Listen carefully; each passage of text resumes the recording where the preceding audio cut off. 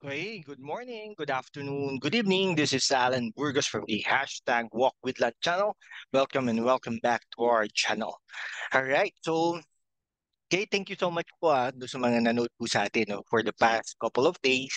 No, so talagang nag-boost yung ano natin, no, yung mga viewers natin, views natin rather, no. So thank you so much for that. No, now ang po natin, no, ang pagdiskusyonan po natin for today is yung ano po natin, no, si Speaker Romualdez, no. So ano po, no, ang tanong po natin ngayon ay ah, may panalo ba siya, no? May panalo ba siya kay Sara Duterte sa pagkapanguluhan sa 2028? Matagal pa po naman 'yan, pero as early as now, tingnan po natin, no?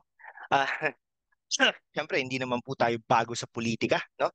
Talagang ever since po talaga, no, sinusubaybayan na natin ang mga political scenes, no, dito sa bansang Pilipinas, no?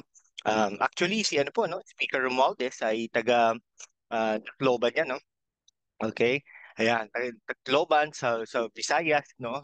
Visayas region, no? Sa Leyte, no? Sa alam naman po natin si dating First Lady, no, Imelda Romualdez Marcos ay kanyang auntie, no, or tita, no? So talagang yan yung clan niya, yeah, no po, Romualdez, no? Romualdez yan sa Visayas region, no?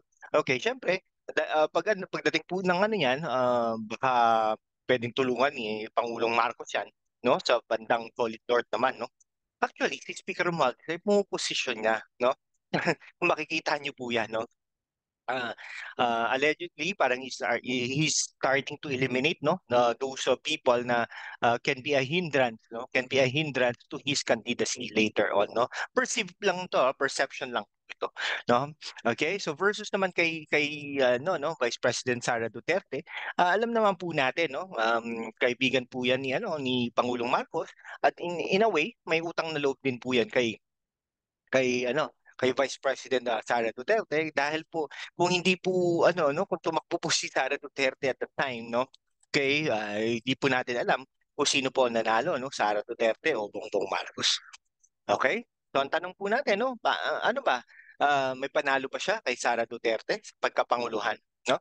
Tandaan po natin, tumakbo rin po ito si Kong Romualdez, no, in the past sa hanay ng lakas TMD, no, sa hanay ni GMA at the time na bilang senador ng Pilipinas. Ngunit natalo po, no?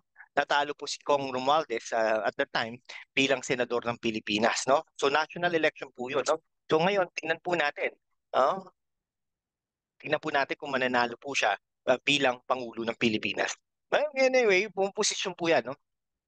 Mas maganda nga po mag-tandem po yung dalawang yan, no? Duterte, Romualdez. Okay? Yan, Duterte, Romualdez o kaya Duterte, Marcos, no? Si Amy Marcos, no? Pero tignan po natin, matagal pa po naman ang eleksyon. Ang tinatanong lang po natin ngayon kung may panalo ba, no? Kung tatanungin niya kung may panalo ba. Oo naman, may panalo kasi maaga pa naman. Okay, maaga pa naman ang politika, no? Pumuposisyon yung mga yan. Actually, naghahanap talaga ng kakampihan si Speaker Romualdez, no? Sa national, sa mga locals, ganyan, no? Umiikot-ikot na siya, no? Kasi speaker po siya, eh. No, speaker po siya ng House, no? Hindi ba? Ang dami rin ng na-elect na bilang senador na naging speaker, no? Ayan, si Manny Villar, no? Manny Villar, okay? Kaya marami pa pong iba, no? Pero yung iba naman, natalo, katulad ni Mitra, gano'n, De Venecia, no? Gano'n po, no? So, parang wala pa po talaga na-elect na presidente ng Pilipinas na galing sa Kongreso na naging speaker. Ayun po, natatandaan ko, okay? Hindi ko po alam kung si Marcos, no? Si Marcos Senior, kung naging speaker po 'yan, no? Pero tingnan niyo po, si Villar na naging speaker, pero hindi po siya nanalo bilang ng presidente ng Pilipinas, no? Speaker, Senate President, hindi po siya nanalo, no? Okay, Mitra, no? Naging speaker, tumakbo presidente, natalo din po. De Venecia, talo din po, 'di ba? Yun yung mga speakers na yun, no? Hindi po talaga nananalo bilang presidente ng Pilipinas. Okay? So ngayon si Romualdez, tingnan natin, no? Baka siya sa history siya po ang unang-unang maging Speaker of the House na naging presidente ng Pilipinas. Okay? Pero si Sara Duterte, pangalan po kasi yan eh. No? Pangalan, brand, kumbaga. No? Si kung ano naman, Romualdez, ay ano naman talaga, hindi po kasi Marcos eh. Magkaiba yung iba yung ano no, Romualdez sa Marcos. Okay? Anuhin po natin 'yan, no. Pero syempre, yung political clout nandun naman talaga, no? So, siguro ang Solid North pwedeng mapunta sa kanya, ang Visayas pwedeng mapunta sa kanya, okay? Mga ganung bagay, no? Lalo na yung mga kaalyado niya bilang kongresista ng Pilipinas, ng mga kongresista ng Pilipinas, no? Okay. Pero si Sara Duterte naman po ngayon, as early as now, marami nang bumabanat sa kanya, no? So tingnan po natin. Marami na pong bumabanat kay Sara Duterte. No, syempre, maaga pa para magdeklara bilang pangulo ay bilang interesado sa pagkapanguluhan, no? Tingnan niyo po si Pinay, no? Si Pinay po ay talagang nagdeklara ng maaga, tinira siya talaga ng gusto. No? The same thing with this. Kaya po ingat na ingat si Vice President Sara Duterte na magdeklara dahil ano naman po, no? Pag nagdeklara siya, titirahin naman po siya ng mga kalaban niya. No? Kaya nga po sinasabi nila parehas na, oh wala akong ano diyan. Wala akong balak na tumakbo, no? Something like that, no?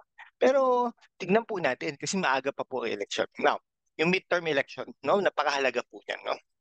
Kasi yung susuportahan po nila ng mga locals, no?